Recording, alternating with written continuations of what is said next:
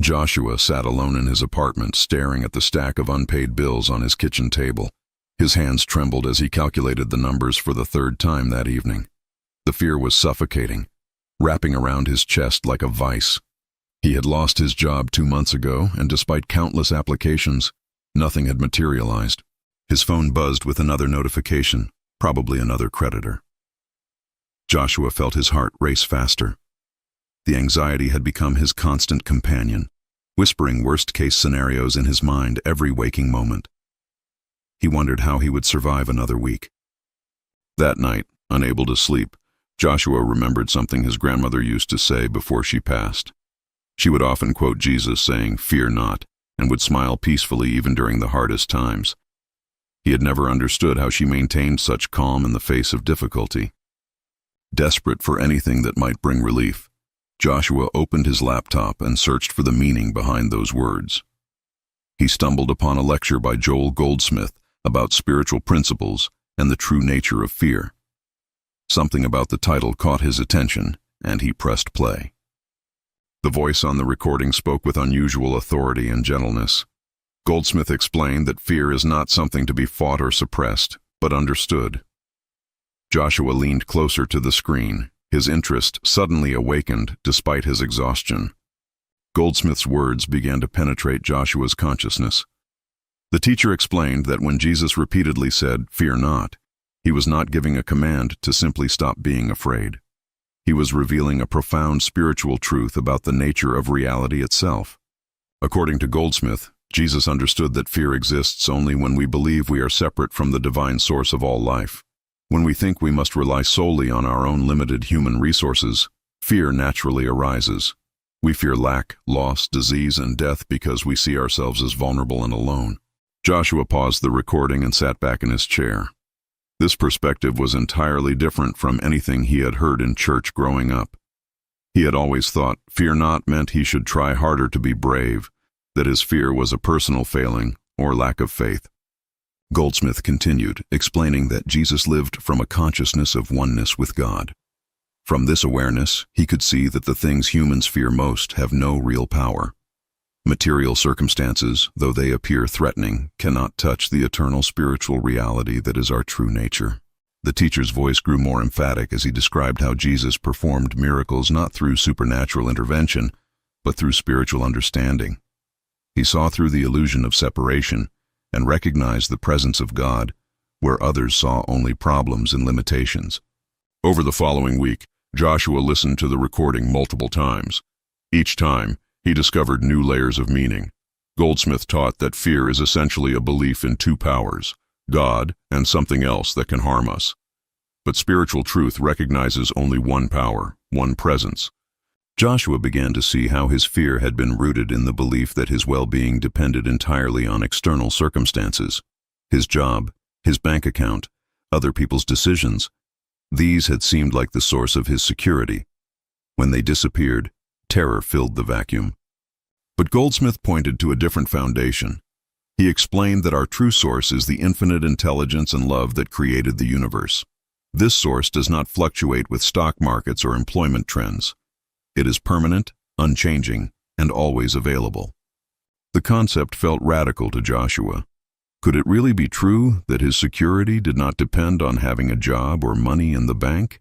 Everything in his practical experience seemed to contradict this idea, yet something deep within him resonated with these words. Goldsmith addressed this exact doubt in his teaching. He acknowledged that spiritual principles seem impractical to the human mind, but he insisted that thousands of people throughout history had proven these truths by experience. When truly understood and lived, they produced tangible results in the material world. Joshua decided to test these principles in a small way. Instead of waking up and immediately diving into panic about his situation, he spent the first hour of each morning in quiet contemplation. He practiced recognizing the presence of divine intelligence within and around him. At first, his mind resisted fiercely. Thoughts of his dwindling bank account and mounting debt would intrude constantly. But he persisted, gently returning his attention to the truth that Goldsmith had illuminated. There is only one power, one source, and it is forever giving of itself. something unexpected began to happen. The crushing weight of fear that had been his constant companion started to lift, not all at once, but gradually. In moments of quiet awareness, Joshua experienced a peace he had never known, even when his circumstances had been comfortable. This peace was not the absence of challenges or the presence of solutions. It was something deeper, a sense of being held by something vast and loving. Joshua realized this was what his grandmother had possessed, that mysterious calm that no external circumstance could disturb. He remembered Goldsmith explaining that Jesus could sleep peacefully in a boat during a raging storm because he knew the truth about God's presence. The storm was real on one level, but it could not touch the deeper reality of divine order and love. 2 weeks into his daily practice, Joshua received a call from a former colleague named Robert. They had worked together years ago, and Robert had recently started his own consulting firm. He needed someone with Joshua's specific expertise for a major project. The timing seemed miraculous, but Joshua was beginning to understand what Goldsmith taught about divine timing. When we cease blocking the flow of good through fear and anxiety, when we become receptive to divine guidance, opportunities appear that were always there but invisible to our fear-clouded vision. Joshua accepted the project, but something had fundamentally shifted in him. He no longer felt desperate or grasping. The job was welcome, but his sense of security no longer depended on it. He had touched something deeper, more reliable than any external circumstance. As he worked on Robert's project, Joshua noticed he approached challenges differently. Where he once would have panicked at difficulties, he now paused to recognize the presence of infinite intelligence available to guide him. Solutions came more easily, creativity flowed more naturally. Goldsmith had taught that when we understand why Jesus said, "Fear not," we begin to live from a different consciousness. We stop trying to manipulate circumstances through anxiety and effort. Instead, we align ourselves with the divine flow that is always moving toward greater expression and fulfillment. Robert was so impressed with Joshua's work that he offered him a permanent position as a senior consultant. The salary was higher than his previous job, and the work was more aligned with his passions. But Joshua knew this was not the real miracle. The real miracle was the transformation of his consciousness. He had discovered that his grandmother's peace was not the result of having easy circumstances. It came from understanding a spiritual truth that transcended circumstances. Fear had lost its power over him because he no longer believed in its fundamental premise. Joshua continued his morning practice of recognizing divine presence. Goldsmith had emphasized that spiritual understanding is not a one-time achievement, but a daily practice. Every day we must choose again to see through the illusion of separation and remember the truth of oneness. One morning during his contemplation, Joshua had a profound realization. He saw that every time Jesus said, "Fear not," he was inviting people to share his consciousness, his awareness of God's immediate presence. It was not a command, but an invitation to transformation. This understanding changed everything. Joshua was no longer trying to force himself to stop being afraid while still believing in all the reasons for fear. Instead, he was learning to see differently, to perceive the spiritual reality that exists beyond material appearances. Joshua began sharing his discovery with others who were struggling with fear and anxiety. He spoke carefully, knowing that these principles could sound like impractical mysticism to those who had not experienced their power. But to those who were ready, his words carried the ring of truth. He met Rebecca, a woman in her 40s who was paralyzed by fear of a health diagnosis. She had been told she might have a serious illness and was waiting for test results. The fear was consuming her, making it impossible to function normally or find any peace. Joshua shared what he had learned from Goldsmith about the nature of fear and the meaning of "fear not." He explained that Jesus was not telling her to be brave in the face of a real threat. He was revealing that the threat itself exists only in a limited perception of reality. Rebecca struggled to grasp this at first. Her body, the potential illness, the doctors and their tests, all seemed undeniably real and threatening. How could spiritual truth possibly change these concrete facts? Joshua understood her confusion because he had felt the same way. He explained that spiritual understanding does not deny the appearance of problems. Instead, It sees beyond appearances to the underlying reality of divine perfection. When we align our consciousness with this truth, the appearance itself often changes, not through our will but through divine law. Rebecca decided to try Joshua's approach while waiting for her test results. Each morning, instead of spiraling into fear scenarios, she spent time recognizing the presence of perfect life that is God. She acknowledged that her true being was spiritual, eternal, and untouchable by disease. The practice was difficult at first. Her mind kept returning to fear, analyzing symptoms, imagining worst outcomes. But gradually, like Joshua before her, she began to experience moments of profound peace. In these moments, she touched something real, something more substantial than her physical concerns. Goldsmith had taught that this peace is not escape or denial. It is the recognition of what is eternally true. Disease, lack, and danger exist in the realm of material appearance, but they have no existence in spiritual reality. As we dwell in spiritual awareness, material appearances come into alignment with spiritual truth. Rebecca's test results came back negative. There was no serious illness after all. But like Joshua with his job offer, she knew the real healing had already occurred. She had been healed of fear itself, of the belief that her life and well-being were at the mercy of material conditions. She called Joshua to thank him, her voice filled with emotion. She said she finally understood what Jesus meant by "fear not." It was not a command to be brave, but a revelation that there is nothing to fear when we understand the true nature of reality and our relationship to God. If this message is resonating with you, subscribe to this channel and activate notifications so you don't miss the spiritual insights that can transform your relationship with fear forever. Joshua's consulting work flourished, but he found himself increasingly drawn to share the spiritual principles that had transformed his life. He started a small study group focused on Goldsmith's teachings about fear, faith, and spiritual consciousness. The group met weekly in his apartment. People came from various backgrounds, each carrying their own burden of fear. Some feared financial ruin, others feared loss of loved ones, illness, failure, or loneliness. Despite their different circumstances, Joshua recognized they all suffered from the same fundamental misconception. They believed their well-being depended on external conditions remaining favorable. They believed they were separate from their source, vulnerable and alone in a threatening world. This belief is the root of all fear, and it is precisely what Jesus addressed when he repeatedly said, "Fear not." Joshua guided the group through Goldsmith's teaching systematically. They studied the idea that God is the only power, the only presence, the only life. Where God is, nothing else can be.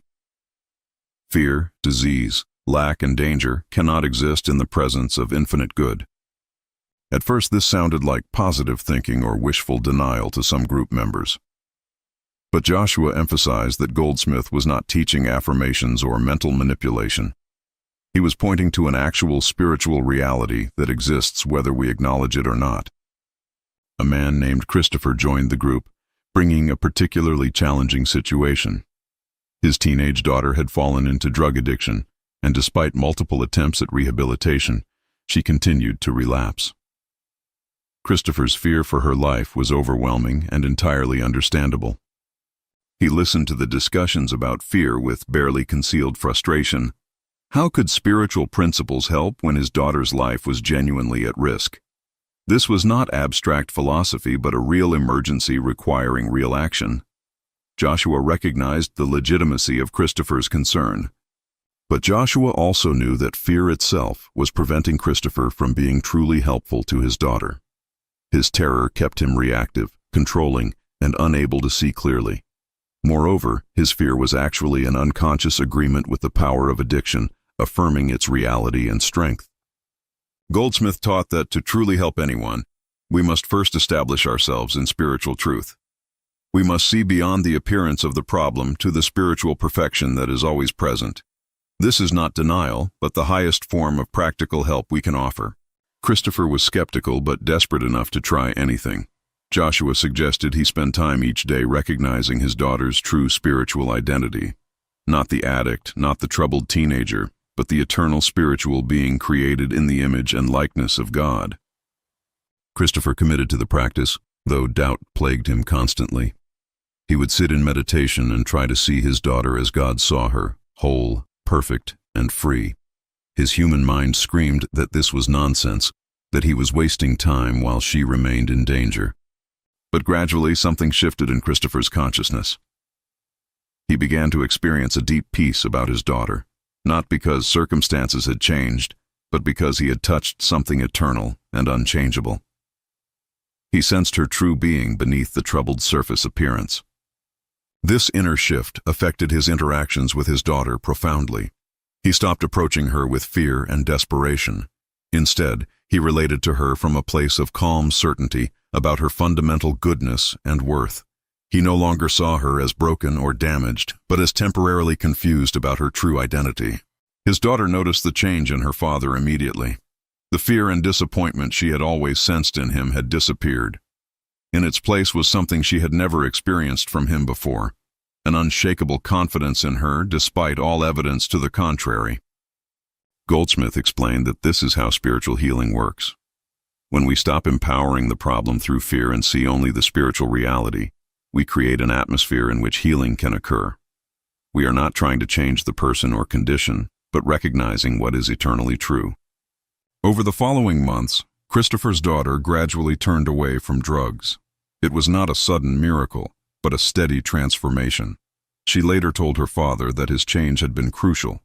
When he stopped being afraid for her, she stopped believing she was someone to be afraid of. The study group grew as people experienced the power of these principles in their own lives. Joshua realized that understanding why Jesus said, "Fear not," was perhaps the most practical spiritual knowledge anyone could possess. It was not abstract theology, but a key to transformation in every area of life. He continued to study Goldsmith's works more deeply, discovering that this teacher had spent his entire life helping people understand the nature of spiritual consciousness. Goldsmith had experienced his own profound transformation and dedicated himself to sharing these truths with others. One teaching particularly struck Joshua. Goldsmith explained that Jesus never fought evil, disease, or lack. He simply failed to recognize them as real powers. He saw only God, only good, only spiritual perfection. This singular vision was the source of his power and peace. This was revolutionary for Joshua. He had spent his whole life fighting his fears, trying to overcome them through willpower or positive thinking. But Goldsmith taught a different way. Rather than fighting fear, we understand it has no foundation in spiritual reality. We see through it to the truth. Amanda, a schoolteacher, joined the group carrying years of anxiety about her own adequacy and worth. She constantly feared she was not good enough, not smart enough, not capable enough. This fear colored every interaction and decision in her life. Joshua introduced her to Goldsmith's teaching that we are not human beings trying to become spiritual. We are spiritual beings who have forgotten our true nature. Our worth is not earned through achievement or proven through performance. It is inherent in our existence as expressions of divine life. This idea was difficult for Amanda to accept. Her entire identity had been built around striving to prove her value. The suggestion that she was already complete, already worthy, already enough seemed too simple. Surely she had to do something to earn peace and self-acceptance. But Goldsmith taught that this very striving is what blocks us from experiencing our inherent wholeness. When we chase after what we already have, we perpetuate the illusion of lack. When we try to become what we already are, we deny our true identity. Amanda began practicing what Goldsmith called the art of meditation, which is simply resting in the awareness of God's presence. Not trying to achieve anything or become anything, but recognizing what is already true. In these moments, her anxiety would dissolve, replaced by profound peace. The transformation in Amanda was remarkable. As she released her need to prove her worth, she became more effective as a teacher. Her students responded to her newfound calm and confidence. Parents commented on the positive change in her classroom atmosphere. She realized that her previous anxiety had actually made her less capable, not more. Fear had clouded her judgment, blocked her creativity, and exhausted her energy. By understanding why Jesus said, "Fear not," She had accessed an inner resource that made her far more effective. Joshua watched these transformations with gratitude and wonder. He had stumbled upon Goldsmith's teaching in his own darkest moment, and it had changed everything. Now he was privileged to witness the same truth transforming others, each in their own unique way. The group studied Goldsmith's explanation of Jesus' statement, "My peace I give unto you, not as the world gives." The peace Jesus offered was not dependent on circumstances being favorable. It was the peace that comes from knowing the truth about God's presence and power. This peace was what Joshua's grandmother had possessed. It was what sustained Jesus in the boat during the storm. It was what enabled Christopher to remain calm about his daughter's struggle. It was a peace that transcended all understanding because it came from a dimension beyond human reasoning. Brian, a business executive, came to the group with a different kind of fear. He was terrified of failure, of losing his status and success. He worked constantly, driven by anxiety that if he relaxed for even a moment, everything would fall apart. His health was suffering, his marriage strained. Joshua shared Goldsmith's teaching that there is no spiritual law supporting failure or loss. Divine intelligence is always moving toward greater expression, greater good, greater fulfillment. When we align with this movement instead of trying to force outcomes through anxious effort, we work with spiritual law rather than against it. Brian found this counterintuitive. In his world, success came through aggressive action, constant vigilance, and competitive drive. The idea of relaxing into divine flow while trusting spiritual law seemed like a recipe for disaster. Yet he could not deny that his current approach was destroying him. He decided to experiment with a different way of working. Before each meeting or decision, he would take a moment to recognize divine intelligence present and available. He would affirm that the outcome was already established in spiritual reality, and his role was simply to be receptive to guidance. The results surprised him. His meetings became more productive, his decisions more sound. He felt a flow and ease he had never experienced. Most remarkably, his business results actually improved as he released the anxious striving that had dominated his professional life. If you're ready to learn more about living from this higher consciousness, like this video, and share it with someone who needs to hear this truth today. Brian shared his experience with the group, his voice filled with amazement. He said he had always thought fear was what kept him sharp and successful. He now realized fear had been his greatest handicap, limiting his vision and exhausting his resources. Joshua explained that this was precisely what Goldsmith meant when he taught about the principle of "my grace is sufficient." When we stop trying to accomplish everything through personal effort and instead become receptive to divine grace, we tap into an infinite resource. This grace is not something we must earn or deserve. It is the natural outpouring of divine love, always available, always sufficient for every need. Fear blocks our awareness of this grace, making us believe we must struggle alone with limited resources against overwhelming odds. The group discussed how prevalent this belief is in modern culture.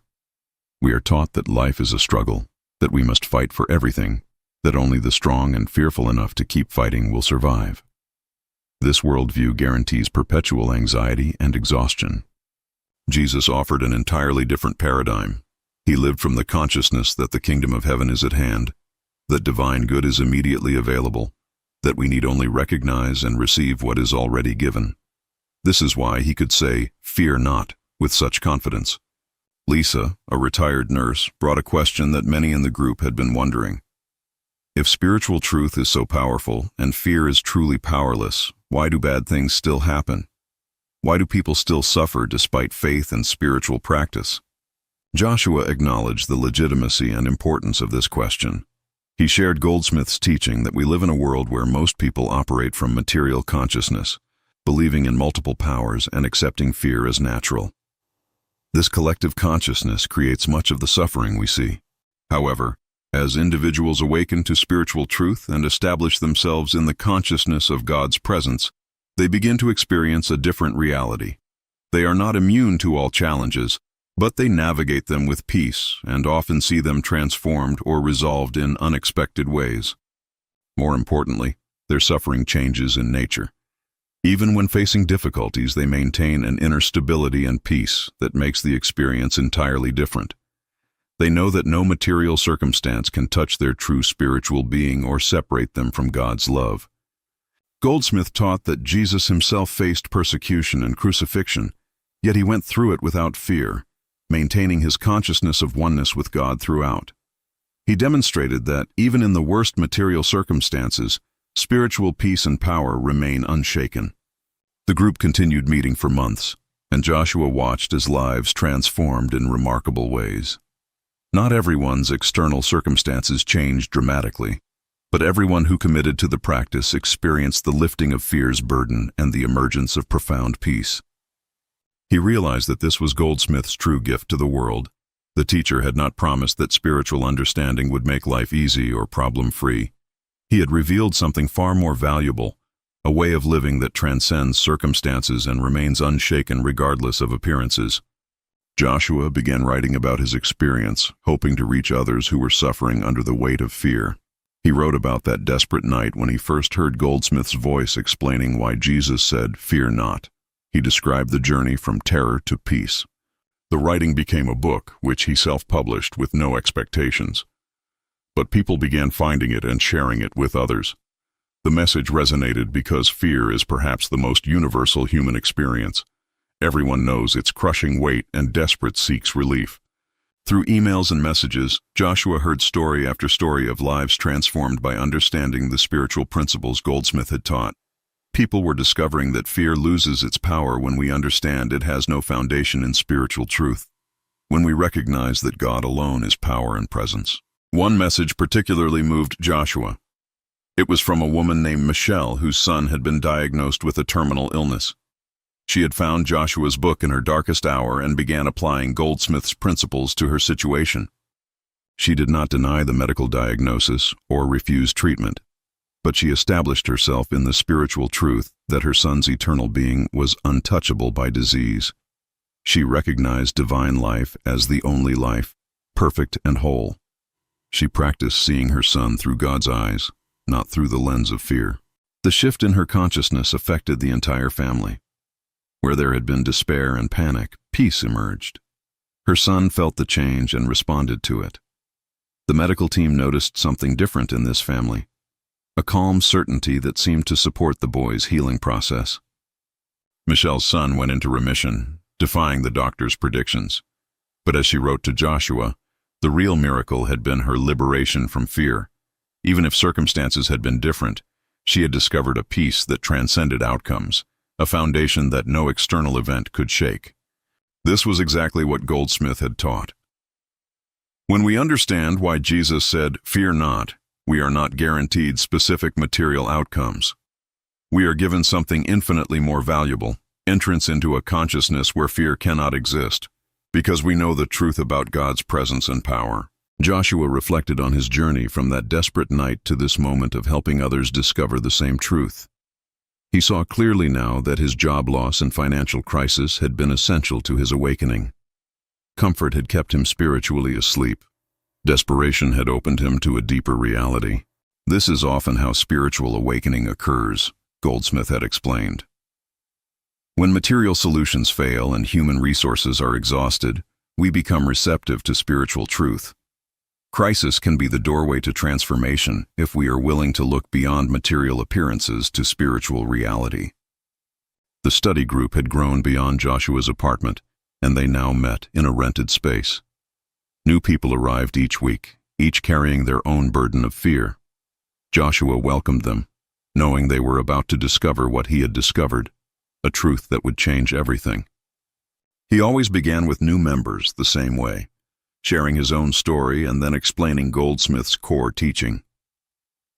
When Jesus said, "Fear not," he was revealing that fear exists only when we believe we are separate from God, dependent on material circumstances, vulnerable to countless threatening powers. But spiritual truth knows only one power, one presence, one life. In the awareness of this truth, fear dissolves because its foundation disappears. We are not alone, not vulnerable, not dependent on material conditions for our well-being. We are eternal spiritual beings, forever held in divine love. Timothy arrived at the group in crisis. His marriage was ending, his business failing, his health deteriorating. He felt like everything in his life was collapsing simultaneously. The fear was so intense he could barely function, and he came to the group as a last resort. Joshua recognized the desperation because he had been there himself. He knew that Timothy was actually in the perfect position to discover spiritual truth because his reliance on material solutions was completely exhausted. There was nowhere to turn but inward, to the only source that never fails. Over the following weeks, Timothy learned to practice what Goldsmith called the tabernacle within. Several times each day, he would withdraw from appearances and dwell in the awareness of God's presence. He would recognize that despite all appearances to the contrary, divine order was establishing itself in his life. At first, this seemed like futile escapism while his world burned around him. But gradually, Timothy began to experience what Joshua and others had discovered. A deep peace emerged, entirely independent of his circumstances. In that peace, clarity and wisdom arose where before there had been only panic. Goldsmith had taught that this inner peace is not passive acceptance but the most powerful force in the universe. It is the atmosphere in which divine intelligence can work, in which solutions can appear, in which transformation becomes possible. Fear blocks this process, while peace enables it. Timothy's external circumstances did not all resolve immediately or easily. His marriage did end, though with far less acrimony than expected. His business required restructuring, but he found creative solutions he would never have seen through the fog of fear. His health began improving as stress decreased. More importantly, Timothy discovered that his sense of well-being no longer depended on any of these external factors. He had found something that could not be taken away, could not fail, could not disappoint. He had discovered his true foundation in spiritual reality. This was the ultimate meaning of Jesus' words, "Fear not." Not a command to suppress natural human emotions, but an invitation to discover the consciousness Jesus himself lived from. A consciousness where fear is impossible because we know ourselves to be inseparable from infinite good. The study group had become a community of people who had made this discovery. They came from different circumstances and backgrounds, but they shared a common experience. They had touched something real, something that transcended all material conditions, something that brought genuine peace. Joshua often thought about Goldsmith and the gift he had given the world. The teacher had spent his life illuminating these spiritual principles, helping people understand the practical implications of spiritual truth. His words had reached across time to save Joshua in his darkest hour. Years passed, and Joshua continued sharing what he had learned. His book reached more people, the study group continued to grow, and lives kept transforming. But he never lost sight of the simple truth at the heart of everything, the truth that had saved him. When we understand why Jesus said, "Fear not," we discover that fear is not overcome through courage or willpower. It dissolves through understanding. When we see clearly that God alone is power and presence, when we know ourselves to be inseparable from this infinite source, fear has no place to exist. This understanding must be renewed daily because the material world constantly contradicts it. Appearances suggest we are vulnerable, separate, dependent on favorable circumstances. The news, our bank accounts, our bodies, other people's opinions, all seem to confirm the reality of threat and danger. But spiritual truth remains unchanged by appearances. God is still the only power, still completely present, still expressing as infinite good. Our work is to remember this truth, to dwell in this awareness, to see from this consciousness rather than from the consciousness of fear. Joshua had discovered that this practice was not escape from reality, but engagement with true reality. The material world of appearances is the illusion. Spiritual truth is the reality. As we dwell in spiritual truth, even the appearance begins to reflect more harmony, more good, more of what we have always sought. On the anniversary of that desperate night when he first heard Goldsmith's voice, Joshua sat in quiet gratitude. He thought about all the people whose lives had been touched by this truth, all the fear that had been lifted, all the peace that had been discovered. He understood now that his grandmother's peace had not been mysterious or unattainable. She had simply understood what Jesus meant by "fear not."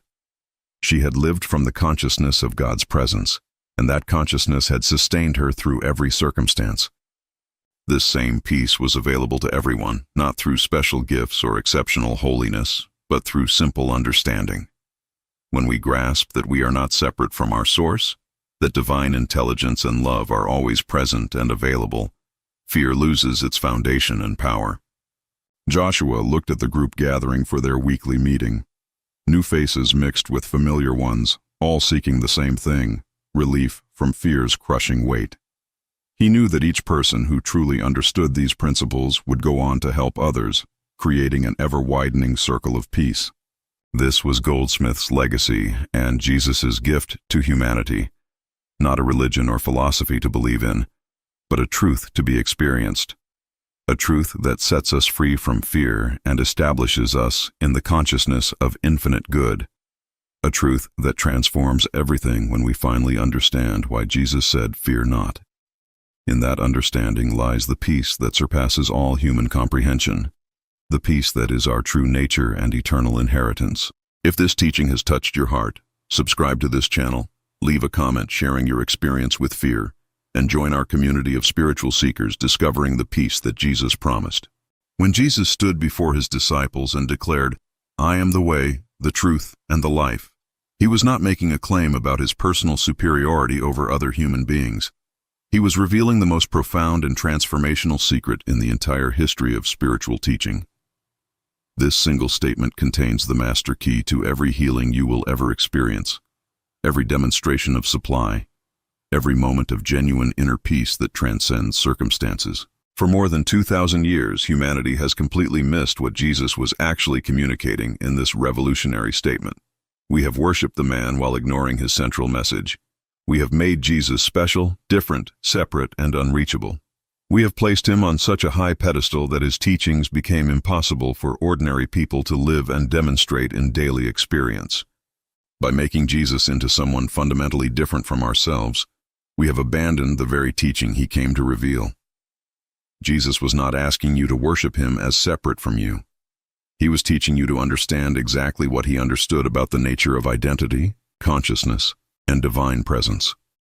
The I am that he spoke of was not his personal ego identity. It was the infinite presence of God expressing itself as individual conscious being. Here is what changes absolutely everything about how you approach spiritual life and practical manifestation. I am is not merely a phrase you speak or a grammatical construction.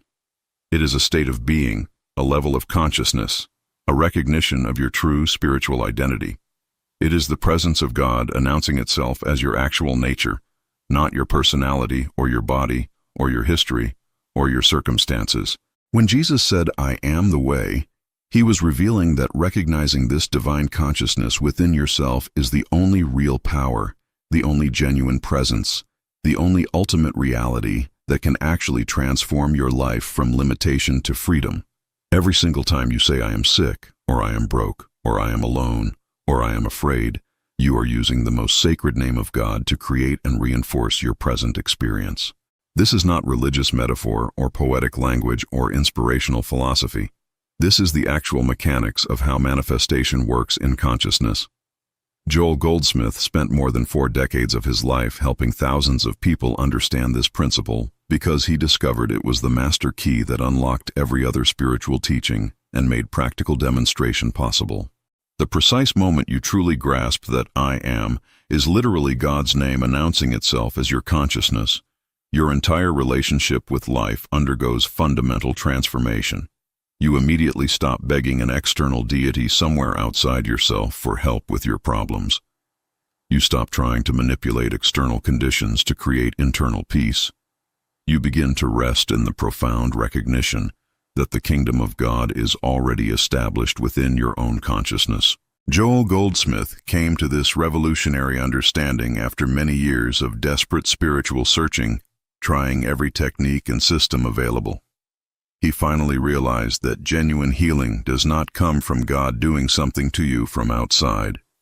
True healing emerges from recognizing what God is already being as you, expressing through you, living as your very consciousness in this present moment. The Christ consciousness that animated and expressed through the man Jesus of Nazareth is the exact same consciousness that is animating your breathing right now as you hear these words. This is not theology. This is not belief system. This is recognition of what is actually true about the nature of your being beyond all appearances of limitation. This is precisely why Jesus made that other revolutionary statement. The works that I do, you shall do also, and even greater works than these shall you do. He was not being falsely humble or exaggerating to encourage his followers. He was stating simple metaphysical fact. Once you understand that I am is the presence of God expressing uniquely through every point of aware consciousness, you recognize your own inherent divine nature. This recognition is not arrogance or inflation of ego. It is simply seeing clearly what is true beneath the surface appearances of limitation and separation. When you truly comprehend this at a depth beyond intellectual concept, you naturally stop living from the limited level of human struggle, fear, and constant effort. You stop identifying your true self with temporary conditions like limitation, disease, lack, and conflict. You begin to live from the consciousness that knows itself as already whole, already complete, already eternally supplied by infinite intelligent source. This understanding does not typically develop overnight through one dramatic experience. It requires consistent daily practice, sometimes taking weeks or months of returning again and again to this foundational truth despite appearances that seem to contradict it. A woman named Margaret attended one of Joel Goldsmith's classes in California, carrying the unbearable weight of chronic pain throughout her body that no doctor had been able to successfully resolve or even adequately explain. She had been suffering with this debilitating condition for more than 3 years. She had tried everything that medical science could offer, every treatment, every medication, every therapeutic approach available. She had prayed desperately for God to heal her body, spending hours begging and pleading for relief from her constant suffering. Nothing changed in her condition because she was approaching the situation completely backwards. She was asking God to do something to her from outside, rather than recognizing what God already was being as her true nature beneath the appearance of physical distress. Joel did not pray for her healing in the traditional sense. He did not ask God to remove her pain or fix her body. Instead, he patiently guided her to sit in deep silence and recognize one foundational truth. I am is the only presence actually here in this moment. Not I am Margaret trapped in a painful body, but rather, I am the infinite wholeness of God expressing as this conscious being. She committed to practicing this recognition for 40 minutes every single day. After approximately 3 weeks of this consistent daily practice, something fundamental shifted in Margaret's consciousness and experience. The chronic pain did not gradually decrease bit by bit over time. It simply dissolved completely one morning as she sat in quiet recognition of her true spiritual nature beyond physical identification.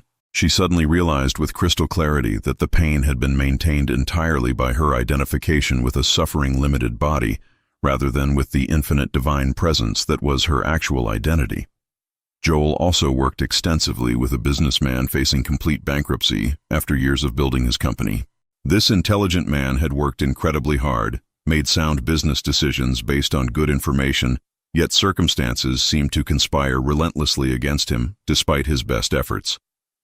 He came to Joel asking desperately for prayers to change his deteriorating financial situation and save his business from collapse. Joel told him something that initially seemed shocking and even offensive. Your true supply is not located in external conditions, market forces, or economic circumstances. Your supply exists in consciousness itself. He taught this man to completely stop looking to the economy, to potential clients, to market conditions, or to any external source for his good and provision. Instead of focusing outward, Joel instructed him to spend dedicated time each day, simply recognizing this truth. I am the infinite source expressing itself here and now through my consciousness. Not hoping this might become true, not wishing for it desperately, but recognizing what is already factually true beyond appearances.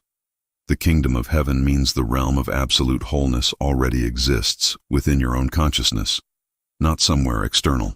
Within approximately 2 months of this transformed approach, unexpected opportunities began emerging that this man had not been able to see before through his consciousness of lack and struggle. Not because God suddenly decided to help him after ignoring his previous desperate prayers, but because his fundamental consciousness shifted from looking outward for supply to recognizing the infinite intelligent source within his own being. New clients appeared seemingly out of nowhere. Previous business deals that had been blocked suddenly unlocked and moved forward. His business not only survived but recovered fully and began thriving within 6 months. The external circumstances reorganized themselves to match his transformed internal consciousness of infinite supply rather than limited resources. A mother whose young child struggled with severe behavioral challenges that disrupted their entire family discovered Joel's teaching during her darkest period. For many years, she had been desperately trying to fix her son, change his difficult behavior through various interventions, and praying intensely for God to heal him and make him normal. The more she focused all her attention and energy on the problem, the more solid and immovable it seemed to become. She was completely exhausting herself fighting against what she perceived as unchangeable reality. Joel taught her something revolutionary. Stop seeing your child through the distorted lens of problem and limitation. Instead, practice consistently recognizing the Christ presence as the actual truth of your child's being, not denying the challenging behavior you witness with your physical senses, but absolutely refusing to accept it as ultimate truth about his spiritual identity. She spent focused time each morning recognizing clearly, I am expressing as my child's true divine nature, whole and complete and perfect. This transformation was not instantaneous or dramatic. For 5 full weeks, she maintained this practice faithfully while the difficult behavior continued without apparent change. Then gradual shifts began appearing in small ways. Her son became noticeably calmer, more focused, more peaceful in his responses. Teachers at school began commenting on positive changes they were observing. By 3 months of consistent practice, the transformation in this child was absolutely undeniable to everyone who knew him. Not because she fixed him through human effort or manipulation, but because she stopped seeing him through the limiting lens of problem consciousness and began recognizing and holding steady an awareness of his true divine nature. These stories represent what becomes possible when anyone genuinely grasps the truth Jesus revealed through I am the way. If these transformation stories inspire you, like this video to help others find these teachings, subscribe for more, Joel Goldsmith Wisdom, and comment. What healing journey resonated most with you? Once you have grasped the foundational truth of I am as your spiritual identity, Joel Goldsmith taught several specific practices that significantly deepen and stabilize this life-changing realization. The first essential practice he emphasized is what he called the practice of the presence. This means intentionally pausing multiple times throughout your busy day, not to ask God for anything or to try to get something, but simply to acknowledge this truth. The infinite is here now in this present moment. God is present as the very consciousness that is reading these words right now, hearing this message, aware of itself as existing. Set aside just 5 minutes, 3 distinct times during each day. Not to pray for desired outcomes, not to visualize specific things you want to manifest, but simply to rest in pure awareness of divine presence without agenda or goal. Let whatever thoughts arise come and go naturally without fighting them or following them. Return again and again to the simple direct recognition, I am here now. Infinite presence is expressing itself as this exact moment of awareness. This is not a meditation technique to achieve something. This is conscious recognition of what is already true about reality in this moment. Most people completely fill their spiritual practice time with endless requests, desires, visualizations, and attempts to manipulate consciousness into producing specific results they want. Joel taught exactly the opposite approach. Empty yourself completely of all wanting and needing. Rest fully in the wholeness and fullness that already is present before you ask for anything. The second crucial practice Joel emphasized consistently was what he called impersonalization of problems and conditions. This means recognizing clearly that problems, diseases, limitations, and challenges are not actually personal to you as an individual. They represent the universal human belief in separation from infinite source.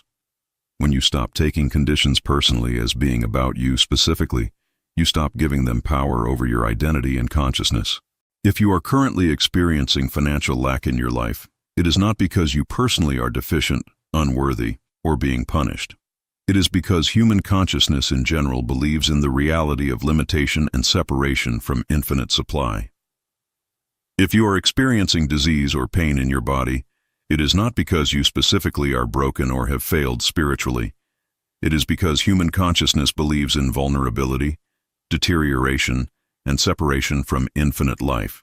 When you see clearly and maintain awareness that these challenges are universal false beliefs appearing in your experience rather than personal truths about your spiritual identity, you stop fighting them on a personal level. This shift in perspective makes an enormous difference in your ability to stand firm in truth. This absolutely does not mean denying or suppressing your current experience of difficulty. It means recognizing clearly that what you are experiencing is the temporary appearing of universal false belief in your awareness, not the eternal truth of your divine nature. From this recognition of impersonalization, you can stand firm in "I am the truth," rather than continuing to identify your real self with the temporary appearance of limitation. Joel also taught the powerful practice of what he called resting in the Word. This means finding one specific spiritual truth that resonates deeply with your soul and then living with it continuously throughout your day for an extended period. Not repeating it mechanically like a magic spell or mantra, but letting it gradually permeate every level of your consciousness until it becomes your automatic response to life. Perhaps you choose "the kingdom of God is within me," or "I and the Father are one," or simply "I am itself." Choose just one truth that speaks to your present need and level of understanding. Let this truth be your constant companion for many days or even weeks at a time. When fear suddenly arises in response to circumstances, immediately return to this truth.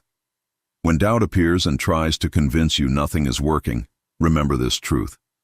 When external circumstances look completely overwhelming, rest in this truth. You are not using these words as magic formulas that make things happen. You are letting this truth reprogram the deep subconscious patterns of consciousness that have been creating your experience for many years. This practice works gradually and cumulatively over time, not instantly. You will not necessarily feel dramatically different immediately after beginning this practice. But over a period of weeks and months, you will begin noticing that your automatic responses to life situations have shifted fundamentally. Where you once automatically reacted with fear and panic, you now find yourself naturally resting in peace. Where you once felt helpless and victimized, you now sense an inner stability and strength. This is consciousness transformation actively at work.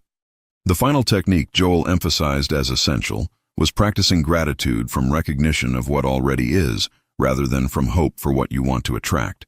Do not be grateful because you hope that being thankful will magically attract good things into your life through some cosmic bargaining system. Be grateful because you recognize clearly that infinite good is already fully present in consciousness right now. Each evening before sleep, take just 3 focused minutes to acknowledge not what you hope will come in the future, but what already is true in present reality. I am grateful that infinite intelligence is present right now as my consciousness.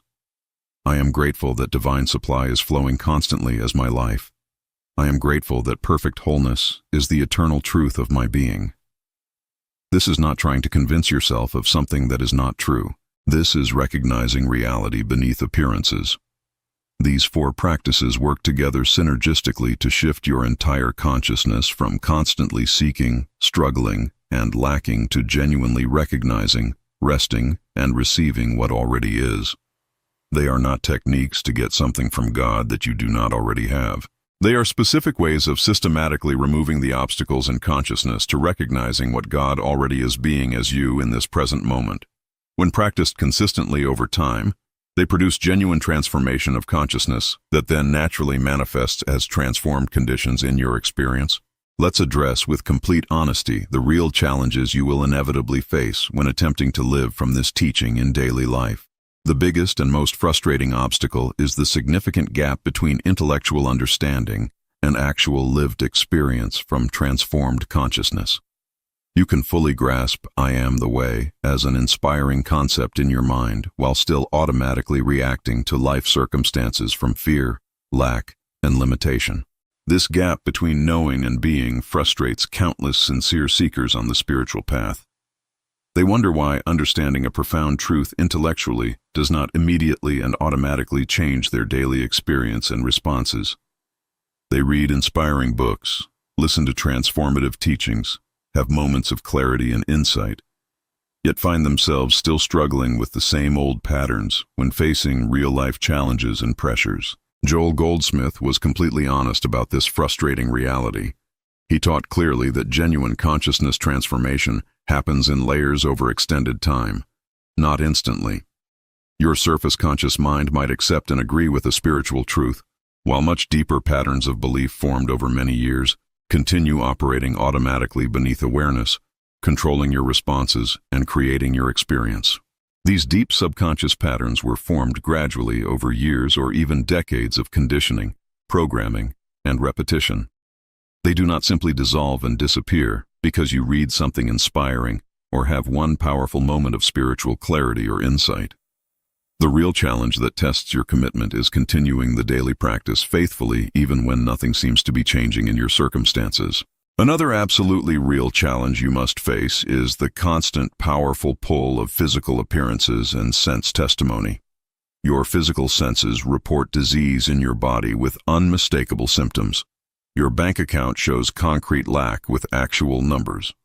Your relationships reflect obvious conflict with real words and actions. Everything visible and tangible screams loudly that limitation is solid reality, while the truth of infinite presence remains completely invisible to physical perception. The human mind is designed to believe what it sees, hears, touches, and measures, while automatically doubting what it cannot perceive through the 5 physical senses. This is natural biological programming for physical survival. Joel taught that this is exactly where committed spiritual practice matters most and makes the crucial difference. Anyone can easily recognize divine presence when life circumstances are comfortable, health is good, money is flowing, and relationships are harmonious.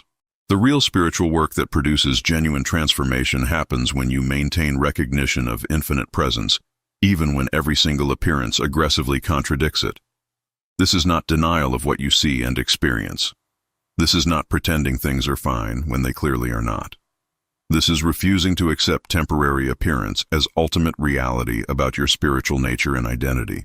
This requires what Joel called taking no thought about conditions, not suppressing worried thoughts through willpower or forced positive thinking, but recognizing they are just thoughts arising in consciousness, not truth or reality. When fear arises about your financial situation, you do not fight against the fear or try to make it go away. You recognize, I am the presence of infinite supply, and let the fear be present without believing it or making decisions from it.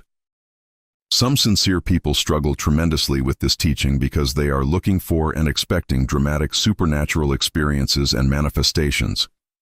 They want burning bushes, miraculous signs, overwhelming feelings of divine presence, instant healings, and undeniable proof. When their daily practice feels quiet, subtle, and completely ordinary without fireworks, they automatically assume it is not working and consider abandoning the practice. But Joel taught extensively that true spiritual realization is very often subtle and natural rather than dramatic and supernatural. You might not have powerful visions or overwhelming experiences of divine presence. Instead, you will gradually notice over weeks that you are significantly less anxious than you were before beginning practice. Problems that once completely consumed your attention and energy now seem somehow manageable and less threatening. You respond to challenging situations with an inner stability and centeredness you definitely did not possess just months ago. This is real consciousness transformation actively working, even though it lacks the dramatic fireworks and instant miracles you might have been expecting. The real danger here is constantly comparing your personal experience to others or to inspiring stories of instant dramatic healing you have heard. Your spiritual path is absolutely unique to your consciousness. Your particular consciousness has its own specific patterns, conditioning, and timing for transformation. Trust the gradual process even when it seems frustratingly slow compared to stories of instant miracles. Joel often said that one single hour of true recognition of divine presence accomplishes far more genuine transformation than years of desperate pleading prayer. The final significant challenge many people face is growing isolation and loneliness on the spiritual path. When you genuinely begin living from I am consciousness rather than victim consciousness, you rapidly discover that most people around you operate from completely different assumptions about reality. They believe firmly in luck, in victimhood, in getting God to help them, in manipulation and control. Your conversation becomes increasingly difficult because you are literally speaking from entirely different realities and assumptions. They discuss problems as ultimate reality. You recognize problems as temporary appearances in consciousness. They seek to change conditions. You work to transform consciousness. This fundamental difference makes ordinary conversation feel strange and disconnected. Joel strongly encouraged finding even one other person who genuinely understands this teaching. Join a study group focused on these principles, even if it must be online rather than in person. Read Joel's books repeatedly until the principles penetrate deep consciousness. Listen to recordings of his actual classes regularly. You absolutely need consistent reminders and reinforcement, because the world's voice is extremely loud and constant, continuously pulling you back to conventional victim consciousness and material focus.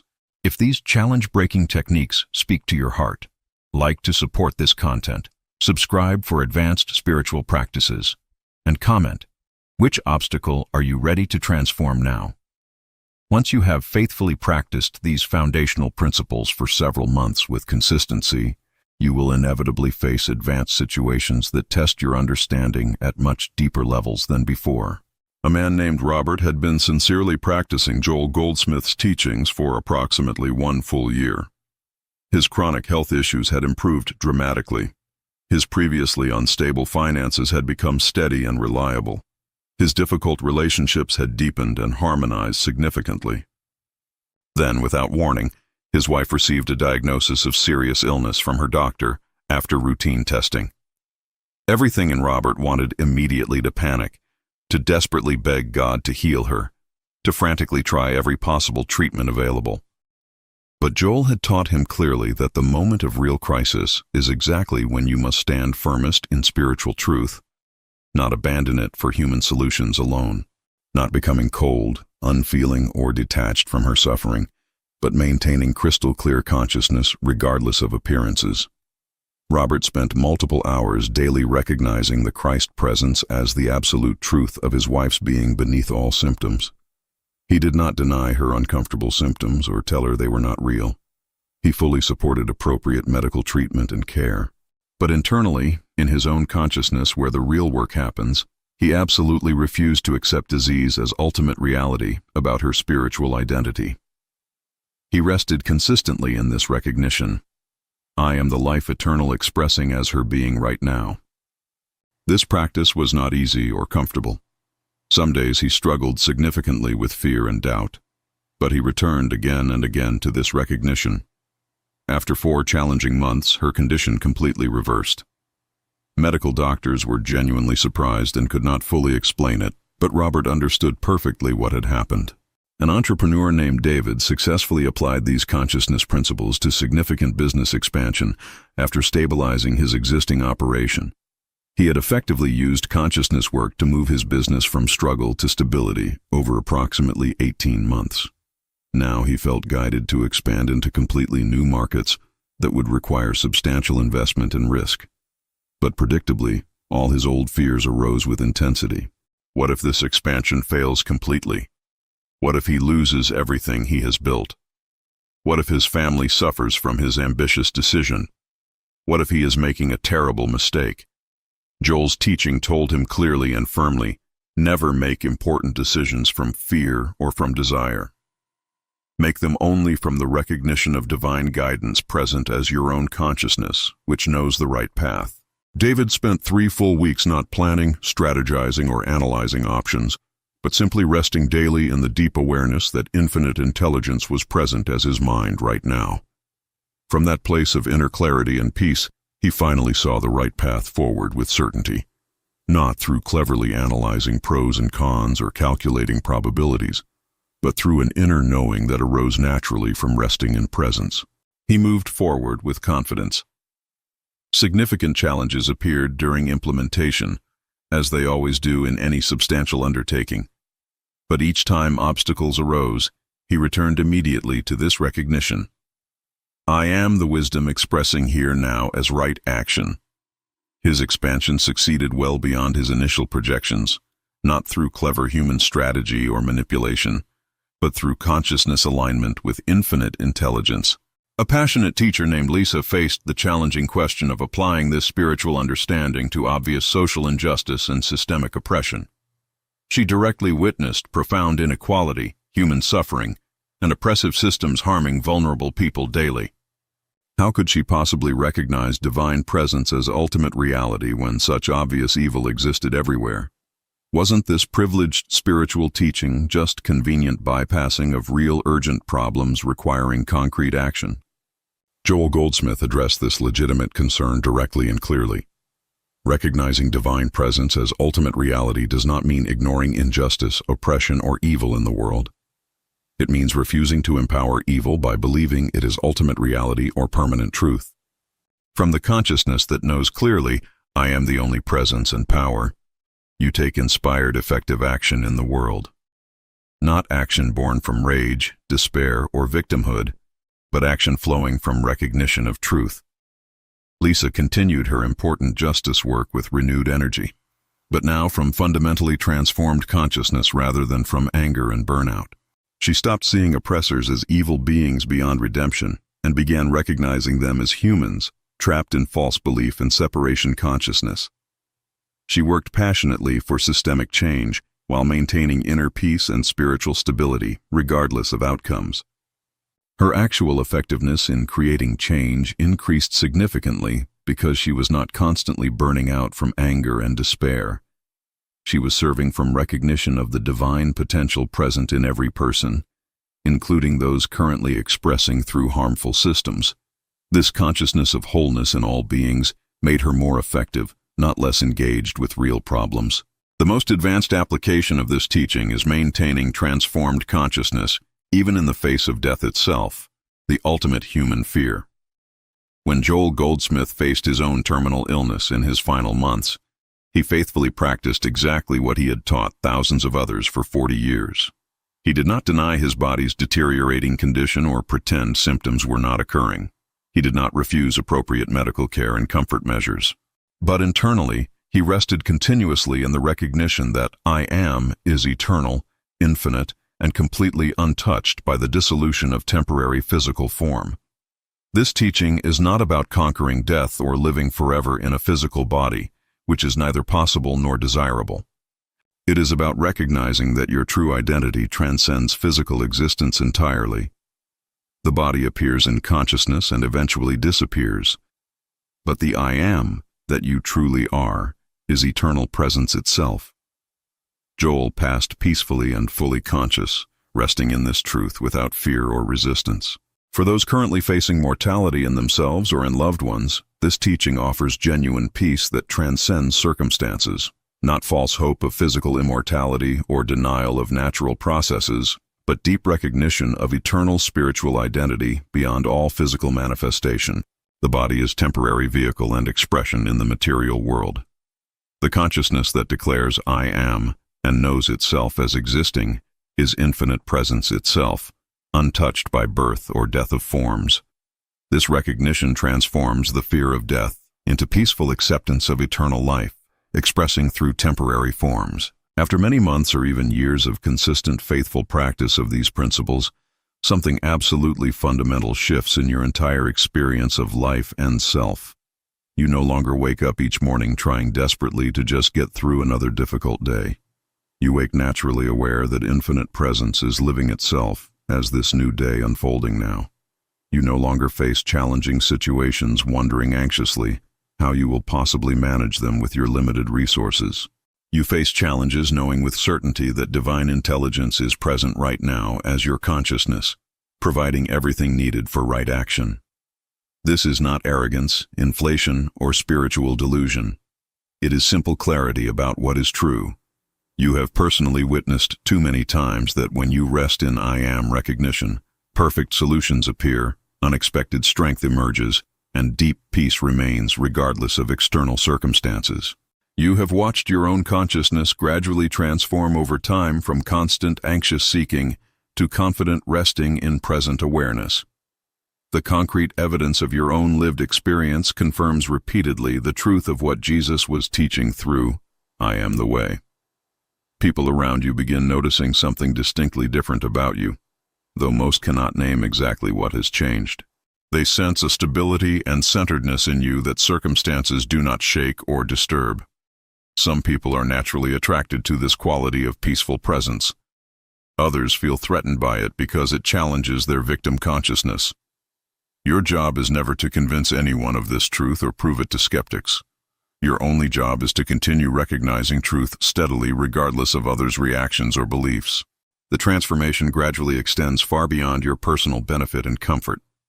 When you genuinely live from I am consciousness consistently, you naturally become a healing presence wherever you happen to be. Not because you try to heal people or fix their problems, but because the consciousness of wholeness that you recognize and rest in radiates naturally and affects the atmosphere. People in your presence often feel unexplainably peaceful, hopeful, or clarified without understanding why. Joel Goldsmith called this profound phenomenon the ministry of presence. You are not preaching at people, teaching them principles, or trying to fix their problems. You are simply so established in recognition of divine presence that it naturally affects everyone and everything in your vicinity. A cashier has a noticeably better day after briefly interacting with you, though neither of you discusses anything spiritual. A worried friend feels mysteriously calmer and more hopeful just sitting in your company for an hour. This is not your personal power or special ability. It is the Christ consciousness naturally expressing through you and touching others. This is exactly why Jesus said, I am the way, rather than I, Jesus, am the way. He was not claiming personal specialness or superiority over other humans. He was revealing that living from divine consciousness recognition transforms not only your personal experience, but creates genuine healing effects in the world around you, wherever you go. This is your destiny and purpose too. As you faithfully practice this understanding daily, you will discover through experience that problems, challenges, and difficulties still arise regularly in your life, but your fundamental relationship to them transforms completely and permanently. Instead of seeing problems as terrible threats requiring desperate, frantic effort to fix or escape, you begin seeing them as valuable opportunities to practice recognition of truth at deeper levels. Each challenge becomes a clear invitation to return to I am consciousness, rather than falling into I am this terrible circumstance identification. Financial pressure appears in your experience. Old unconscious, you would immediately panic and spiral into fear and desperate schemes. Present conscious you recognizes clearly, I am the infinite source expressing here now, and takes appropriate action from peace. Uncomfortable health symptoms arise in your body. Old unconscious you would spiral rapidly into fear, catastrophic thinking, and desperate seeking. Present conscious you rests firmly in I am the wholeness of being, while taking appropriate practical care. Relationship conflict emerges with someone close to you. Old unconscious you would defend, attack, blame, and create more separation. Present conscious you maintains steady awareness of divine presence in all beings involved. This absolutely does not mean problems magically vanish the instant you recognize truth. It means you face them from fundamentally transformed consciousness rather than from fear and limitation. And from transformed consciousness, you naturally receive inner guidance, unexpected strength, and creative solutions that were simply not available from anxious struggling and desperate manipulation. Life still moves with its natural rhythms and changes, but you are no longer helplessly tossed by its waves. You are anchored firmly in eternal presence regardless of changing conditions. Understanding why Jesus said, I am the way, is not merely intellectual achievement or accumulation of spiritual knowledge. It represents the profound difference between struggling through life desperately hoping God will eventually help you, and recognizing that the infinite presence of God is already being you right now. This recognition transforms absolutely everything about your experience, your consciousness, and your life. Not overnight through instant magic, but certainly and steadily through consciousness shift. Your spiritual work now is consistent daily practice regardless of appearances. Return faithfully each day to recognition of I am as your true identity beyond personality. Not the small I of personality, ego, body, or personal history. The I am of infinite presence expressing itself as this unique point of awareness and consciousness. As you practice faithfully over time, your entire experience naturally reorganizes itself around that recognition. Health improves steadily as consciousness of wholeness replaces belief in vulnerability. Supply flows naturally as recognition of infinite source replaces belief in limitation. Relationships harmonize beautifully as awareness of divine presence in all replaces judgment and separation. Inner peace becomes your natural state regardless of external circumstances changing. This is what Joel Goldsmith dedicated his entire life to teaching others because he witnessed it work consistently again and again.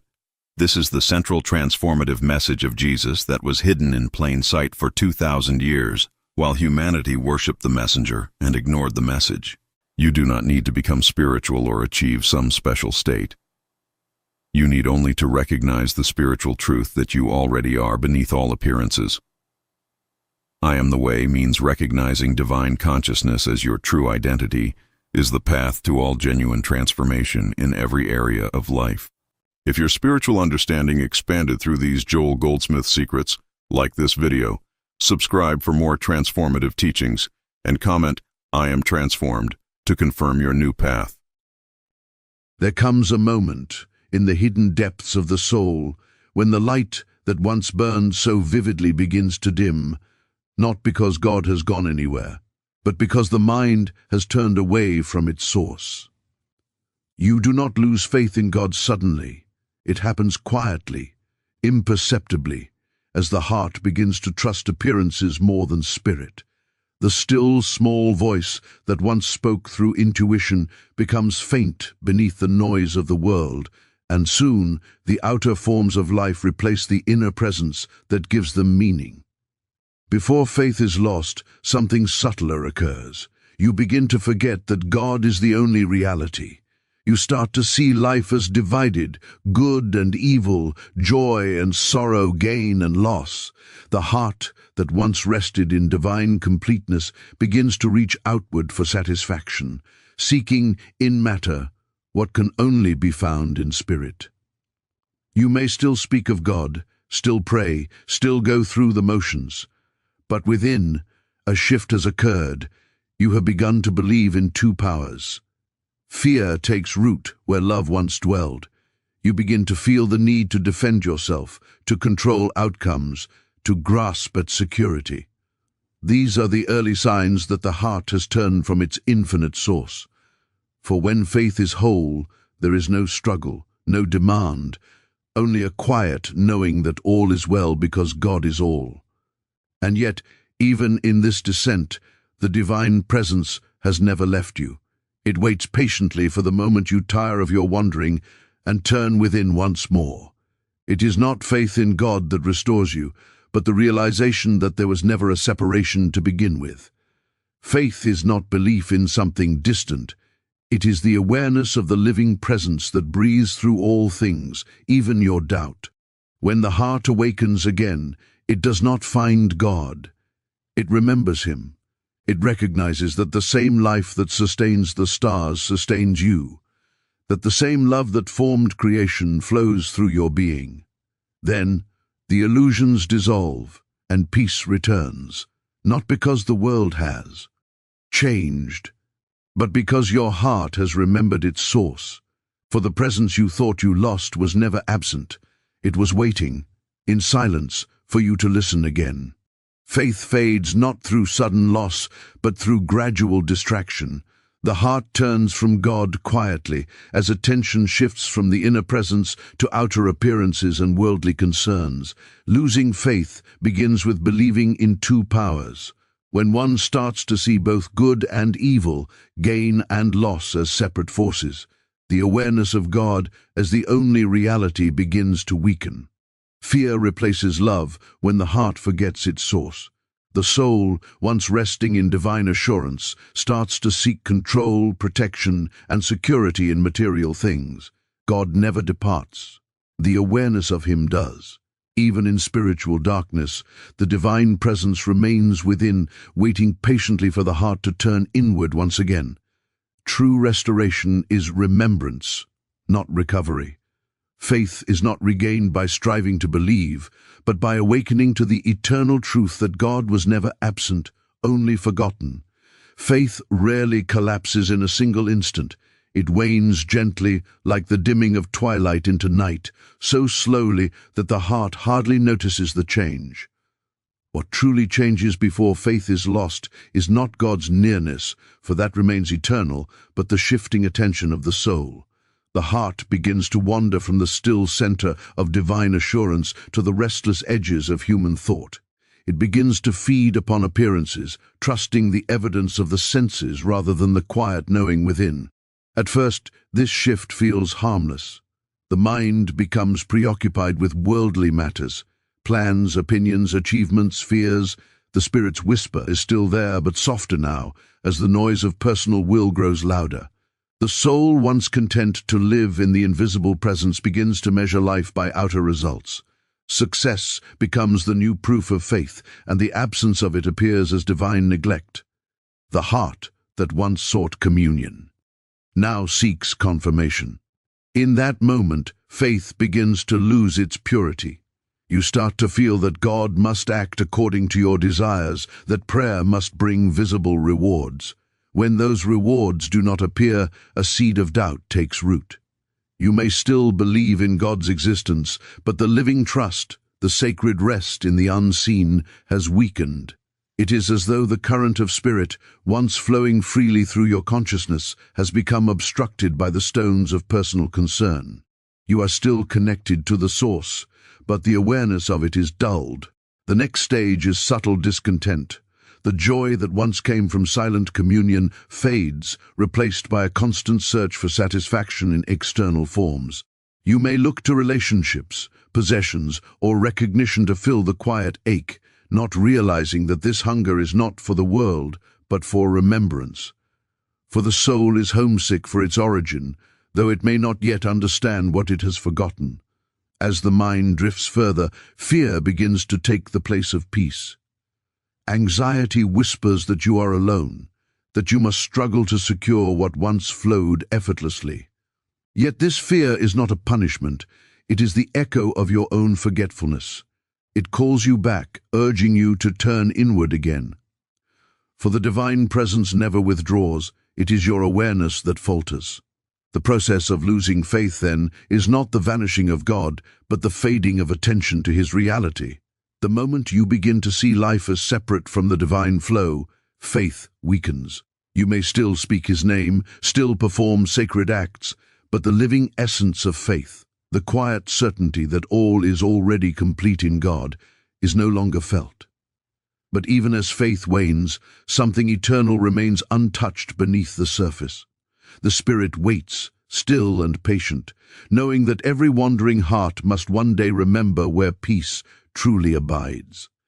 And when that remembrance dawns again, when the heart once more turns from appearances to presence, the light returns instantly, not as something newly found, but as something that was never lost. The beginning of losing faith is the quiet acceptance of two powers. It is when the mind starts to believe that there are forces in this world capable of opposing God, that good and evil have equal strength, that light and darkness are locked in a struggle, and that human life is caught somewhere in between. In truth, there is only one power, one life, one presence, one infinite intelligence expressing itself as all creation. But as soon as the heart begins to believe that there is something apart from God, some power that can harm, limit, or withhold good, faith becomes divided. And a divided faith is no faith at all. This change happens gently, like a shadow lengthening as the sun begins to set. You do not notice it at first. A thought arises, why is this happening to me? Or if God is love, why is there suffering? These questions are natural to the human mind, but when they settle deeply into consciousness, they begin to form a belief in opposition. The mind that once knew that all things work through divine harmony now sees disorder and injustice. The heart starts to measure life by appearances and forgets that every appearance is only the outer picture of an inner truth still unfolding. As this duality takes root, fear follows. Fear can only exist where two powers are believed to exist. When you believe in sickness as a power, you fear for your health. When you believe in lack as a power, you struggle for security. When you believe in human will as a power, you live in anxiety about what others can do to you. Yet, none of these are real powers. They are shadows cast by the mind that has forgotten its source. In the awareness of God as the only power, fear cannot live. It dissolves in the light of realization as darkness disappears before dawn. To believe in two powers is to live in conflict. The outer world becomes a battlefield, and you find yourself fighting for peace instead of resting in it. You pray for protection instead of knowing that you dwell in the infinite presence. You ask for blessings as though they were outside you, instead of realizing that you are the expression of divine completeness itself. And so, prayer becomes petition instead of communion, worship becomes hope instead of recognition. When the consciousness of oneness fades, everything becomes uncertain. The mind oscillates between faith and doubt, love and fear, confidence and despair. Yet this inner turmoil is not a sign of divine abandonment. It is the cry of the soul to return home. For the heart knows, even in confusion, that there cannot truly be two powers. There cannot be both spirit and matter, both infinite good and real evil. There is only one reality, expressing itself through infinite forms, all sustained by the same life that breathes through you. The moment the heart returns to that awareness, peace is restored. The illusion of conflict dissolves, and you see that what appeared as evil was only the absence of understanding. The clouds of duality part, and the single sun of divine presence shines again. Nothing in the outer world may have changed, yet everything feels new because perception has been purified. The mind no longer divides, it beholds wholeness. To live in this awareness is to live in freedom, for when you know there is only one power, there is nothing to resist, nothing to fear, and nothing to seek. Life unfolds naturally without struggle because the soul has remembered its source.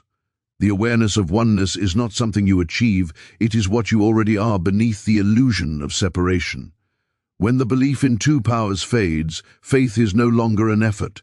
It is the natural state of being in harmony with the infinite. Fear enters the heart the moment love is forgotten.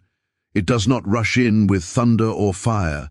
It slips in quietly, like mist over still water, unnoticed until it has veiled the light that once guided your steps.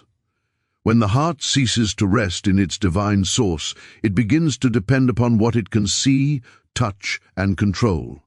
And in that dependence, fear is born. Love trusts the invisible presence that sustains all things. Fear clings to the visible forms that are forever changing. Love knows its oneness with God.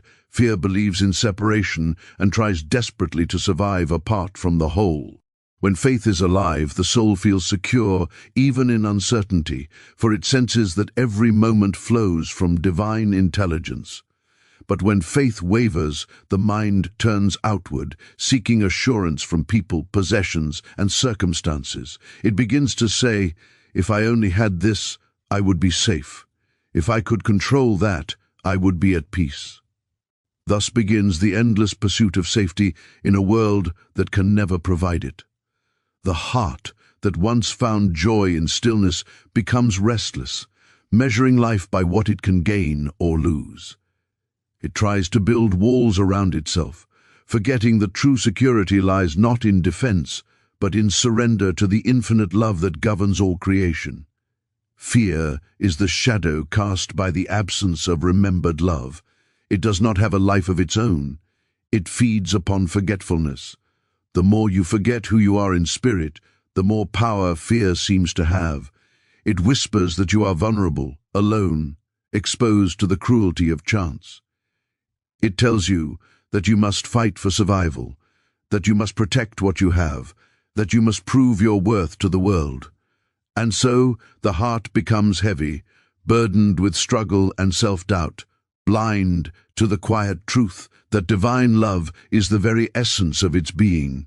When love reigns in the heart, there is no fear, for love recognizes no danger. It sees through appearances and knows that behind every seeming threat, every trial, every loss, the presence of God remains. Love does not need to be defended, it cannot be diminished or destroyed. But when love is forgotten, the mind begins to divide the world into friend and foe, gain and loss, safety and peril. It becomes a prisoner of its own judgments, mistaking illusions for truth. In forgetting love, you forget the infinite abundance that sustains life itself. You begin to hoard, to cling, to grasp, believing that you must preserve yourself through effort and control.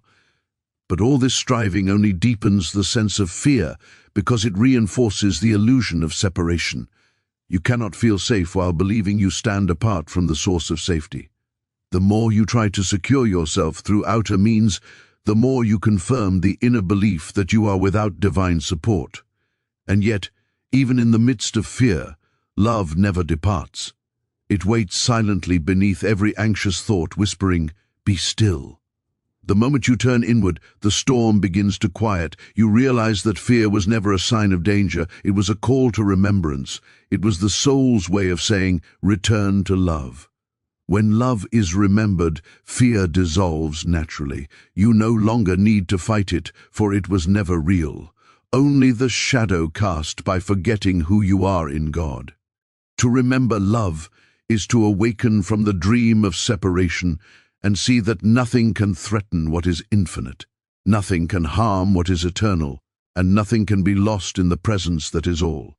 In that remembrance, peace returns, not as a fleeting comfort, but as the steady light of truth shining once more in the heart.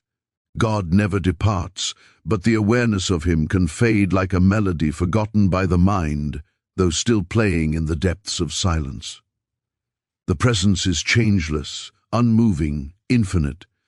Yet human consciousness, restless and easily distracted, drifts away from its center and then cries out that God has gone.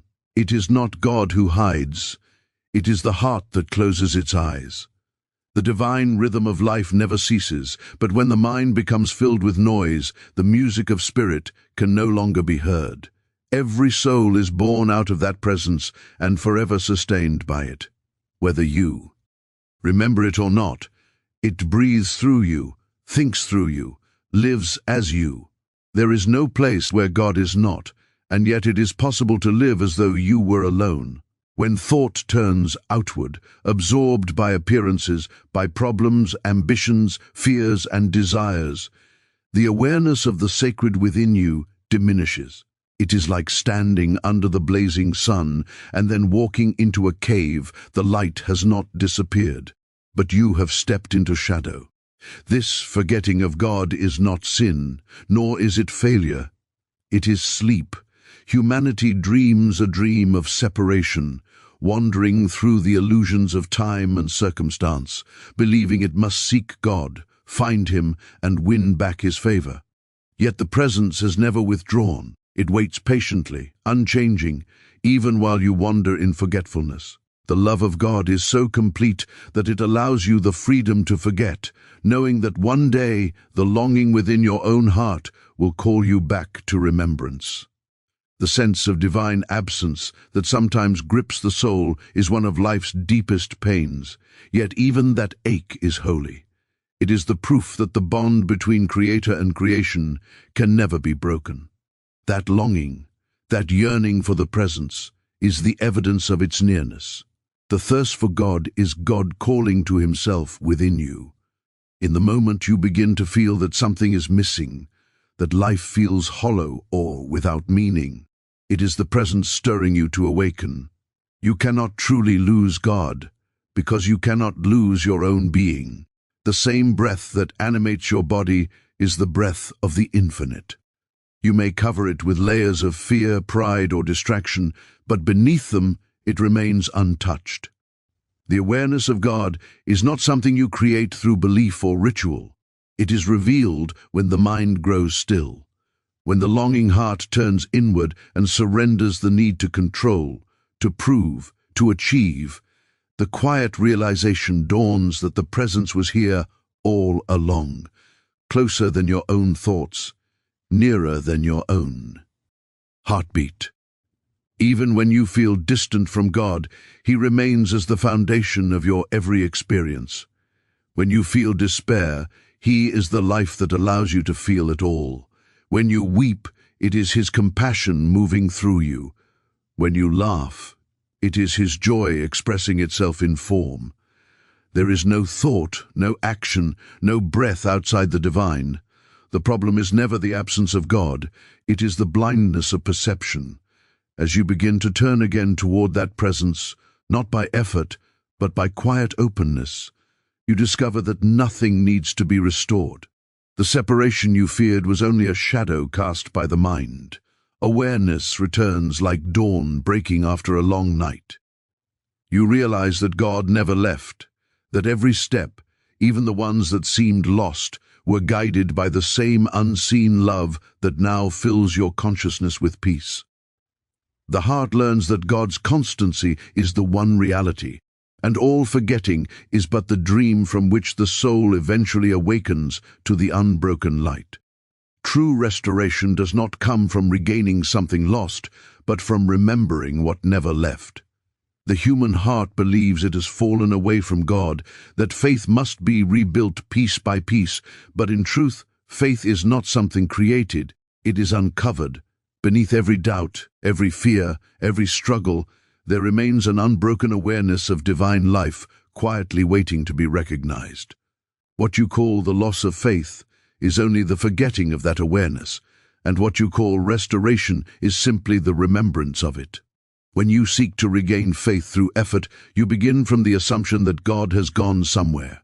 You pray harder, you read more, you plead for signs, hoping to feel again what once came so naturally. Yet faith does not return by striving, for striving belongs to the mind, and faith is of the spirit. The presence cannot be summoned, it can only be acknowledged. The moment you stop seeking to manufacture faith and instead become still enough to recognize what is already within you, faith shines again as effortlessly as sunlight through an open window. In the silence of surrender, the heart begins to remember. It recalls that the same power that gives breath to the stars gives breath to you. It realizes that love has never ceased to flow, even when pain seemed to obscure it. The awakening of faith is not a new creation. It is the lifting of a veil. The truth was always there, but attention was fixed elsewhere. You remember that you are not separate, that you never were. The entire journey of losing and finding faith is the play of consciousness discovering what it has always been. When this remembrance dawns, it brings peace deeper than understanding. You no longer feel the need to prove God's existence through outer blessings or answered prayers because you feel the presence itself as life's very essence. The desire to be reassured fades, replaced by the quiet knowing that everything unfolds within divine harmony. What once appeared as struggle becomes revelation. What once seemed loss becomes awakening.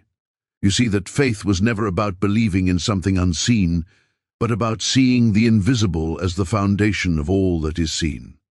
This remembrance transforms how you experience the world. You stop dividing moments into sacred and ordinary, for the same presence that dwells in stillness moves through every breath, every encounter, every act of kindness. You begin to recognize God not as a being to be found, but as the life that is living you. The line between prayer and living disappears, because every moment becomes communion. To remember God is to awaken from the dream of separation. It is to realize that nothing needs to be fixed or regained, for the divine wholeness within you was never diminished. The awareness of this truth restores the heart to peace, not because circumstances have changed, but because perception has been healed. You no longer see yourself as a soul struggling toward God, but as an expression of God's own life. eternally unfolding in perfect order. Faith restored through remembrance is unshakable, for it is no longer belief, it is direct knowing. It does not waver with emotion or circumstance because it rests on the changeless presence itself. When this knowing fills the heart, you finally understand that what you sought was never outside you. The journey was never about finding God, but about remembering that you and God were never apart.